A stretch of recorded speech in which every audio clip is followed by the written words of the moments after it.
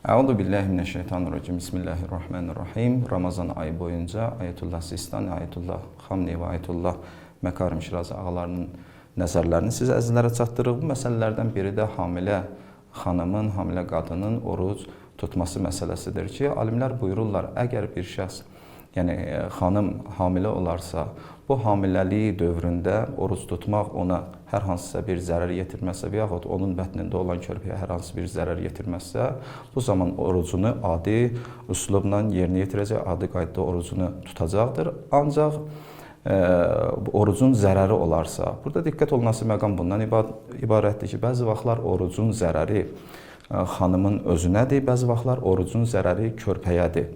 Ayətullah Məkarimin nəzərinə əsasən, əgər orucun zərəri xanımın özünə olarsa, bu halda bu şəxs orucluq ayından sonra o tutmadığı günlərin qəzasını yerinə yetirəcək, heç bir fidyə də verməyəcək.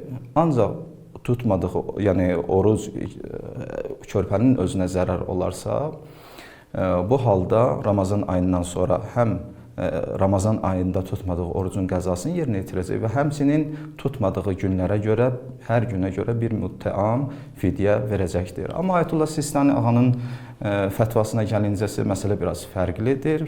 Ayətullah Sistani ağa buyurur, əgər bir şəxs hamilə xanım hamiləliyin son aylarında olarsa, 8-ci, 9-cu məsələn aylarında olarsa, bu halda fərq etmir, həm özünə, həm körpəyə oruc tutmaq zərər olarsa, bu halda Ramazan ayından sonra həm tutmadığı günlərin qəzasını yerinə yetirəcək və həm tutmadığı günlərə görə, hər bir günə görə bir müttəam fidyə verəcəkdir. Ancaq hamiləliyin əvvəl aylarında baş verərsə, 1-ci aydan ta 7-ci aya qədər, 7-ci ayda daxil olmaqla buyurur ki, əgər oruc tutmazsa, fərq etməz.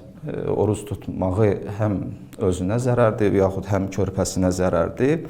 Bu halda bu şəxs hər günə görə bir gün qəza yerinə yetirəcəkdir. Ayətullah Xamneyə gəlincə isə, Ayətullah Xamneyi də həmçinin buyurur, oruc tutmaq xanımın özünə zərər olarsa və həmçinin körpəsinə zərər olarsa, fərq etmir, axırıncı aylarda baş verərsə, bu halda bu şəxs, yəni həm oruc qəzasını yerinə yetirəcək, həm bir müttəam fidyə verəcəkdir.